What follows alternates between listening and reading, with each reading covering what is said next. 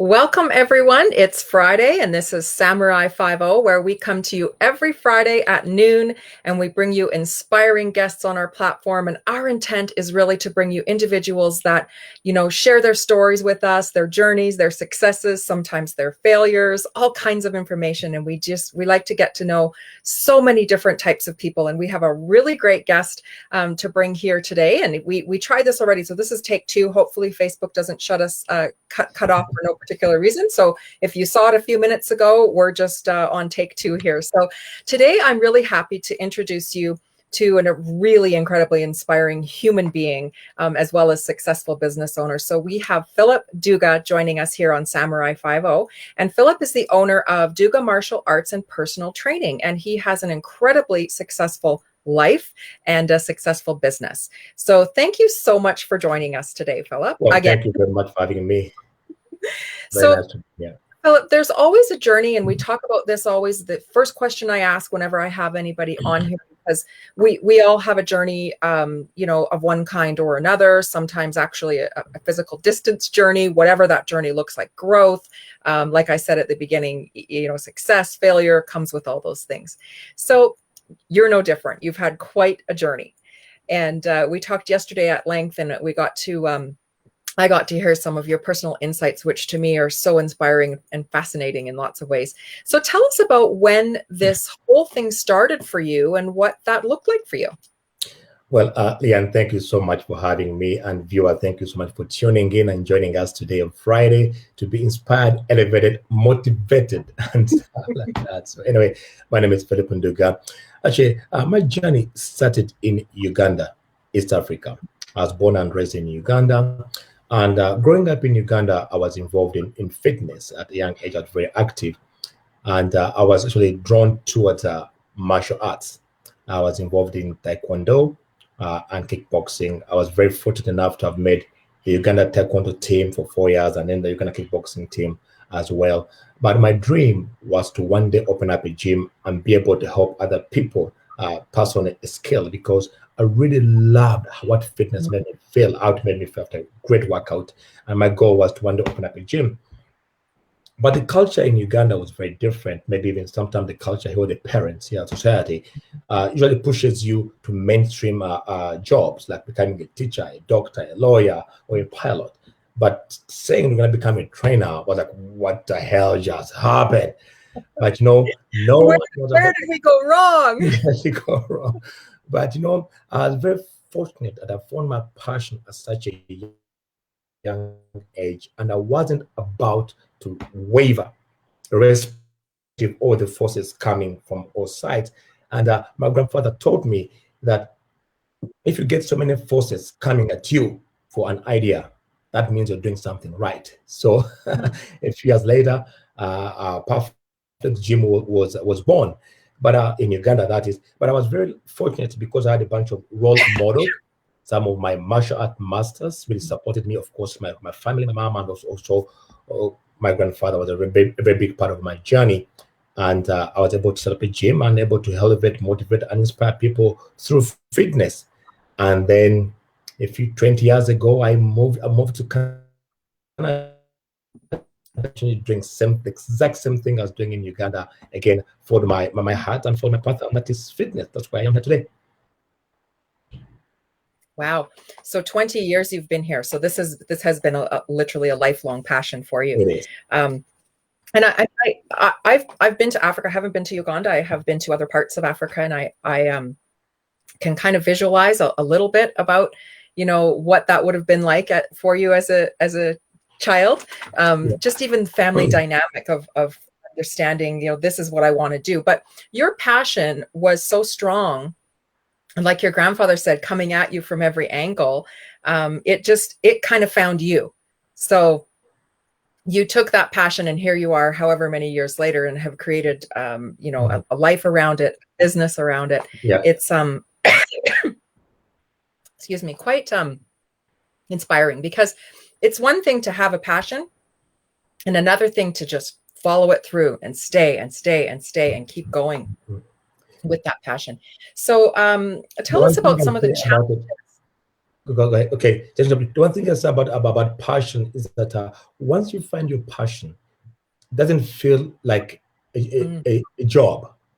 You know, sometimes you turn your passion into profit, and all the challenges you find along the way are part of the journey. You know, and challenges, I believe, are part of life, and that's what it is. So. Yeah. Yeah, you're absolutely right. And sometimes passions change as well. It's not like everybody has the same one passion that they had as a child that carries them through. Our things change, right? Priorities and passions change. So what would you say, of course it's not just one thing, but what could you identify as some of the challenges you had and have had through this all? So one of the challenges I would say is actually through fitness would have been moving to a new country. That's coming to Canada, and of course I moved here for love, but at the same time coming to a new country, a new culture, new people, new individuals, and growing up in Uganda, like I mentioned to you earlier on, fitness wasn't a career. It was very difficult to really go to school and learn how to get a degree in kinesiology or physical education. So coming to Canada with no degree, and then you get to work alongside people who have got degrees and masters and kinesiology, like what the hell just hit me? So that was a bit of a challenge for me, but I did have the physical background, the practical application of all these of all these aspects, you know. So that was quite a very big challenge as well for me to come in, navigate the culture, and be part of society and be able to make my mark here. Another thing was also the weather wasn't very conducive, and still not very conducive to some of us. I remember one day I worked for the Glencoe Club, and I lived in just up the street in the Mother Loop. I woke up one morning at 6. I had a client at 6 o'clock in the morning, and I had to go start my car to come down to the gym. It was -20. It was so much snow. It was miserably cold. First, I could not get into the car with a key. And fella managed to put a candle on it, open it, and get inside. To start the car, the battery was dead. Like, oh my God, it's on my first shift. I cannot not go to work. It's 6 o'clock. What image would I portray? Not showing up because it's cold. I said, no way. So I jumped on my bicycle. Oh my God. Yes, I rode a bicycle. Can you imagine going downhill and you're pedaling as if you're going uphill? That was me. I went to the club, dropped the bike outside. I went inside. But I had my jacket on and took the whole day because I was so cold from that. Yeah. So that's some of the challenges. But again, it comes down to if you want something really, really bad, nothing's gonna stop you. And if that's your dream, that's your passion, you always do whatever it takes to see it through. Yeah. Oh my gosh. It's incredible. And all of those things you just described, really, when you put it into perspective, some of the things that we get accustomed to here in this country, we just don't have that perspective to draw from of what you went through. So I really appreciate that. We tell these funny stories of our parents or grandparents would tell these funny stories of when I was a child and I had to walk through this and do this and these times of struggle. You literally had those. Yes, I did actually. weren't just made up stories. Yeah. So you've gone through many ups and downs, and certainly moving to a new country is a whole nother ball game. So how do you stay the course? So things ebb and flow and up and down. I mean, how do you mentally stay the course and stay in the game for so long? One of the things being having a martial art background is setting up goals. So we are trained in martial arts to have an indomitable spirit and focus, vision. So those are some of the things I did learn at a young age. I was very fortunate, again, I had some amazing grandmasters and masters who supported me through the journey. So whenever the going gets tough, I always look forward to what is my goal, what's my vision, where do I want to get. And again, if things get hard, that's another lesson that you're saying, doing something right about it. If you really want it so bad, you always go for it. Find a way. Find a way to do that. So ups and down, how do I go through some of those up and down? Focus is one of the ways I go through some of my days, and making a plan and setting up small goals that can easily be achieved. You know, sometimes when we're in a situation and you have a very big goal and you don't hit it, it's very demoralizing. But if you set a little tiny goal, then you achieve that goal, then you get excited about it. So when a small goal and achievement, a small goal achievement, within a year later, then you've achieved this really big thing. So that's one of the ways I go through some of those troubles and tribulations. Yeah. Yeah. No, it's right. You know, it's steps along the way, and eventually you get there. Setting those attainable or achievable goals along the way. So is this a principle then that you teach your clients when you're doing, when you have a personal training client or in your practice? Yeah, exactly. Actually, one of the successes in fitness is to focus on small goals.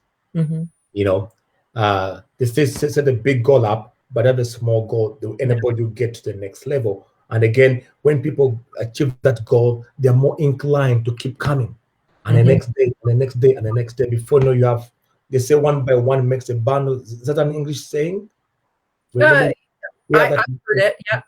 In my local language, come Muganda, but say one by one makes a bundle. So I try to live by as simple as possible, without making it very difficult for people to go do that. For sure, yeah. And you know, I like that, and you certainly have people that just absolutely subscribe to and love your principles, and I know some of these individuals that work with you and train with you, and they have that same fighting spirit, right? And I really like that. So it shows. I mean, your teachings and your methods certainly show in the results and in the sort of people that you attract and that you work with. So, but actually, one of the things that I have to point out as well, having challenges or setbacks in life, that is part of life, and there's no journey where we didn't have any setback. If it's too easy, then it's not worth it, you know. And if a mountain was too smooth, it'd be very difficult to climb it.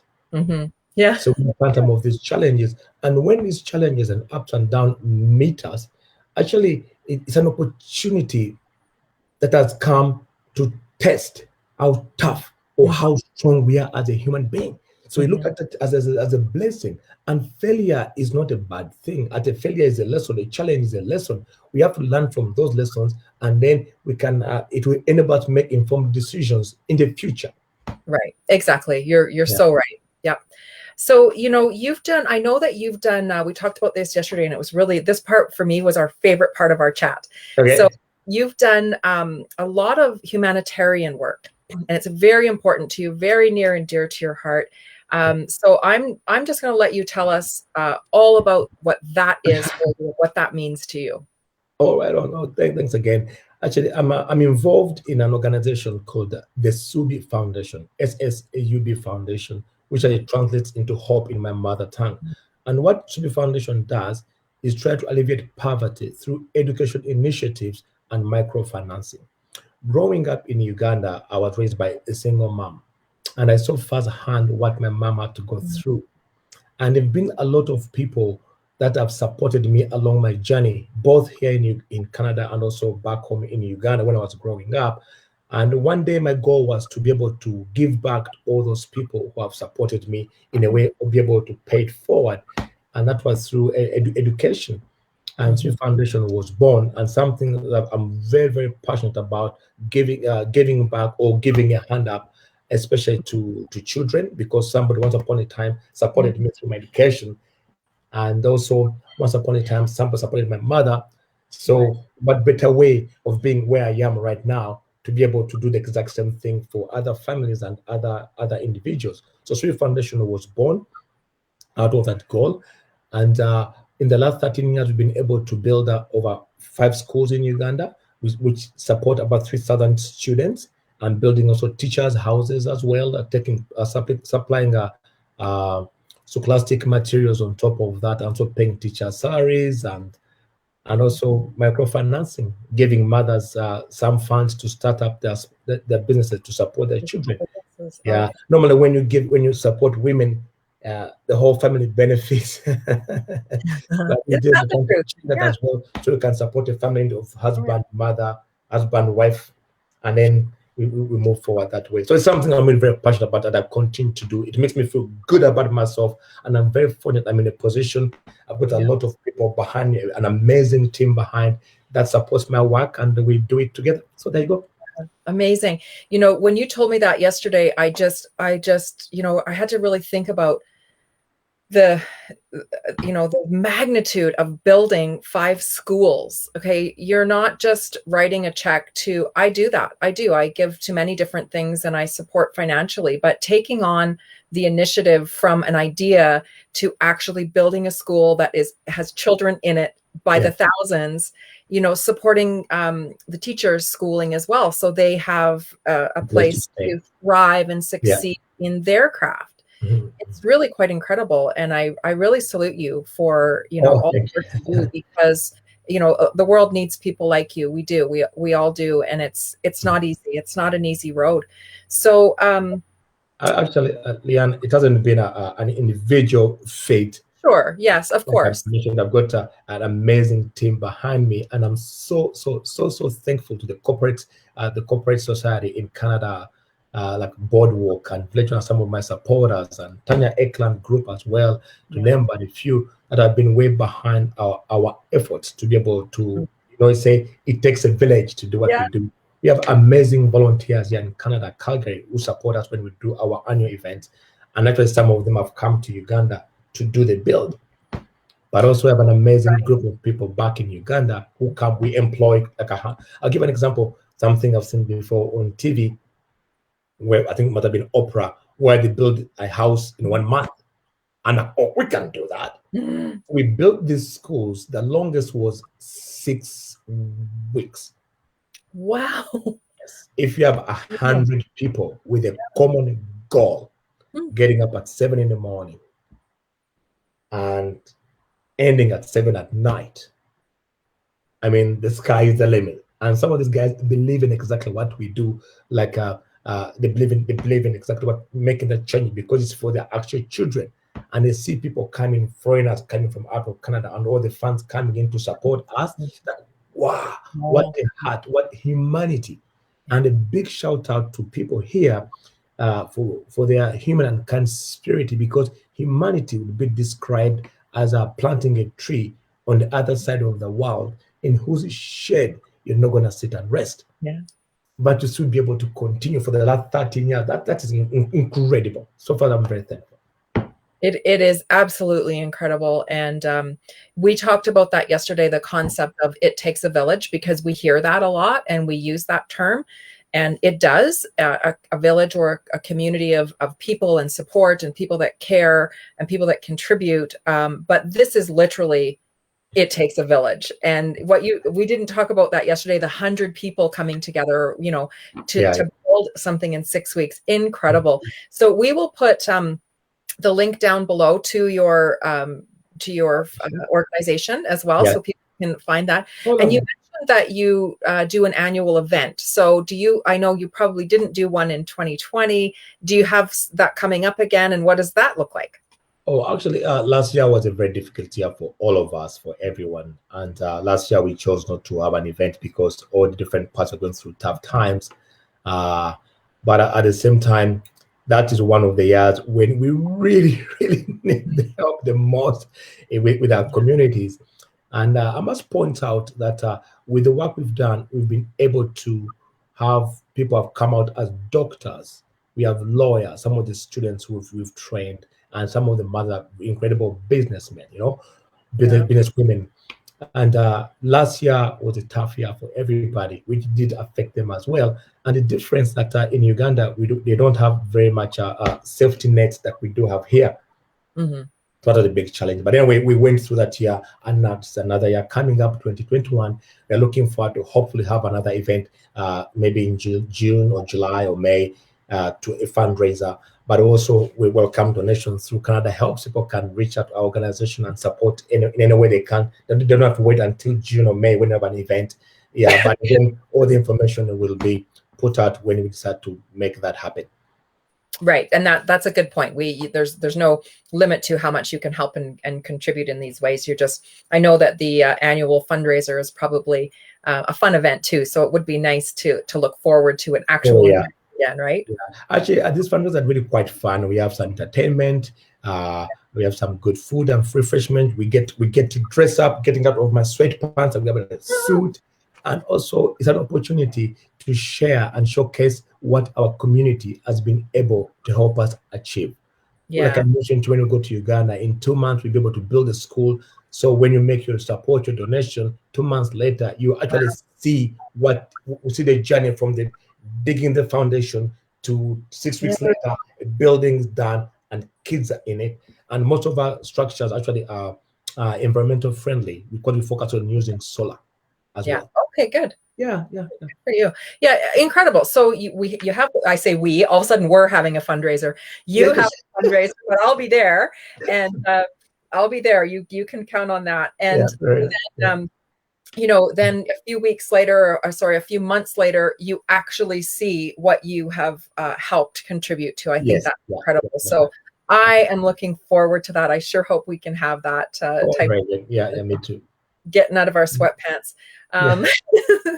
So let's talk about the difficult time that we've all been going through, the pandemic, and how has that affected your business and your efforts in everything you do? What has that been like for you the last almost year now?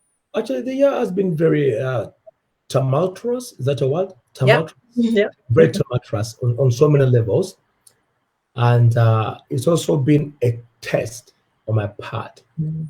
But before I talk about how it has affected me, I'd like to give a big heartfelt support to some of the small businesses that have really been hurt quite bad. That has happened so many times. I'm a contractor, I'm a small business person as well.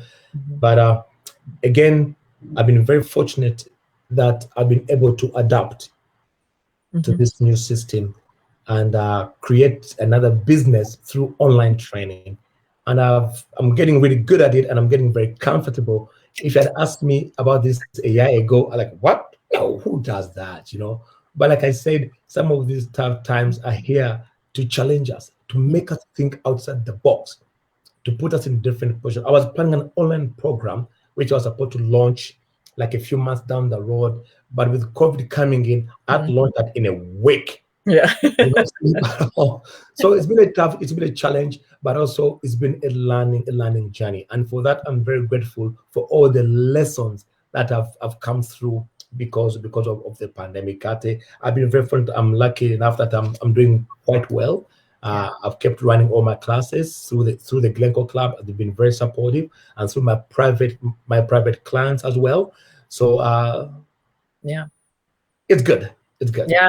Good. You're absolutely right. It's there are opportunities. You would not have gone online likely in this way had this not happened. So good for you for pivoting so quickly. But then also it has given us time to sit back and recenter ourselves, refocus, and see what do you really, really, truly want. And I must say, sometime like in the first COVID, the first lockdown, I sat down and I said, what else can I do? Is really fitness my journey? And I really tried to think and see what else can I do apart from this. And you know what? I didn't have any other thing. It came down to fitness. And then, so with that, I said, okay, well, I think this is what I really, truly want to do. Let me focus on personal growth and development. So during that time, I took the time off to really read, go back to school, and get some continuing education credit for myself. So I had to make a choice.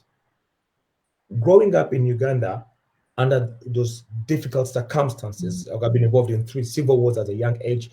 So again, my grandfather was a very big pillar and did inspire us in so many different ways. So one of the things we talk about when you're faced with difficulty, you have to make a choice. You either go with the challenging times or step back and fight. No, you either come out bitter or better. Will you come out with a new fire or a new passion excited about the opportunities that can come out of it, because there's always something good coming out. And pandemics are just like storms or earthquake. They're just temporary. Yeah. And the only trick is to outlast them. And what can you do to outlast this pandemic? 1, social gatherings. 0, 2, get your masks on. Sorry, not maskers, but I wear a mask all the time when I'm with my students. And then focus on your health, wellness, working out. And there you go. There you have it. Yeah, it's such a great perspective, so refreshing. And there are things we can control, and there are things we can do better at, and there are things that we can excel at. And like you say, this will end. This is going to end. This is this too shall pass, so they say, right? Yeah. So what do you think, and this is like more of a business question, an entrepreneur question, what do you think that startups or entrepreneurs maybe do, what could they do differently, especially during this time? Any insight on that? Oh, it'd be very interesting. But the one thing I know I would say about startups would be to dive in. Do or die, sink or swim. Just focus on where you want to go. Can you imagine where you would be if everything you did, you put both your feet in? I think we'll be very far away, because sometimes we are nervous, we're scared to take risks, but risks are part of life. And it's okay, failure is okay to fail. The one thing I know is that if you don't take risks, you don't grow. Yeah. And if you don't grow, you don't become successful. Yes. If you're not successful, you're not happy. And if you're not happy, what else is there? Is what I'm talking about? So going in, all in is number 1, and try to avoid having a plan B. Yeah. Because if you have plan B, you're doing something, then you don't do it 100%. You do it 80%. If it doesn't work out, I can follow back on this one. But can you imagine if you have no time to fall back on and just focus on that, how great and focused will be? You can move mountains. I'm a living example of that. I used to be a high-level fighter, by the way. I wouldn't be saying that very, very loudly, but I fought as far as international European Championship. I ranked number 4 as a national team for 4 years. But the one thing I truly, really loved was to be really big and strong, and that involved I have to lift weights and weight training. But as a martial artist, you have to be lighter. So those two are conflicting. So can I do both? So I'll do a little bit of training here, then go lift my weights, then train. Didn't feel workout. So I could not be good at weight training, bodybuilding, and I would never be good at martial arts. So when it was competition time, say for 6 months, I said, forget about weight training. Let me focus more on kicking, punching, running, cardiovascular efficiency, and be able to succeed. So with that in mind, it helped me to compete for 10 years with no loss. I lost one time in Russia. And again, that was a lesson. I got knocked out, actually, put to sleep. That was a lesson, But for 10 years, it didn't happen because my focus was. So when it comes down to startup, I think the goal is don't be scared, believe in yourself, and ask for help, find mentors. I mean, there's a lot of people, a lot of opportunities, especially in this great country called Canada, that can support you. There's so many like chambers of commerce, Canada chambers of commerce. There's business people. There's, even the internet. Mr. Google, Dr. Google is so smart. Can put in there, get some information. There's so many. We have so many opportunities to succeed. And I'm saying this because where I come from, where I was born, we never had those opportunities. And I talk to my students, guys, we're living in Canada, one of the best countries in the whole world. You can't fail here. Okay, so I feel like we just had we were just blessed with a course. We just took a course. And you're so right, and you're so motivating, and you have such a nice realistic perspective on what is possible. I just love everything that you have shared with us today. You know, and Philip, I think I could talk to you for another hour or two, and Oh, you're very I kind. hope we can do that at some point. So I'm going to ask you one last question, and then we're going to wrap it up, and we'll put some more information below for everyone to contact you. And I love this question, and I already know the answer to this just by what we've talked about today. But in your words, tell us what you love most about what you do.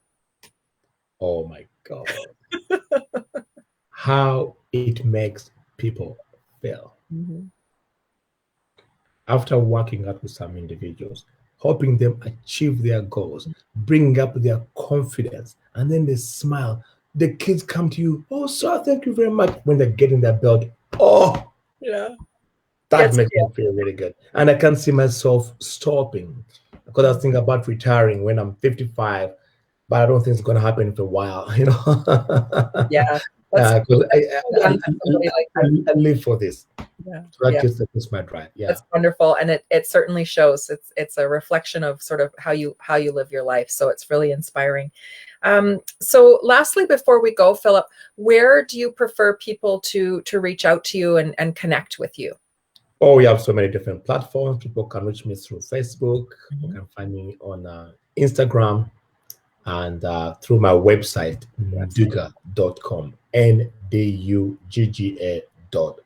It's Ndugga. Wonderful. So we will put all those links below when we do the summary of our talk today. And I really want to thank you for spending the time for your very thoughtful and heartfelt answers to all of our questions, and sharing some of your insights with us. And like I say, I'd love to have you back on again another time, and get more into some of those stories that I know you have in there. You're very kind. Thank you so much for taking the time to be with me. And thank you so much to the viewers, Karen and Craig Stewart. Guys, hi, guys. And yeah, have a nice day and enjoy your weekend. Thanks so much, everyone. And we'll see you next time. Have a great weekend. Bye-bye. Ciao.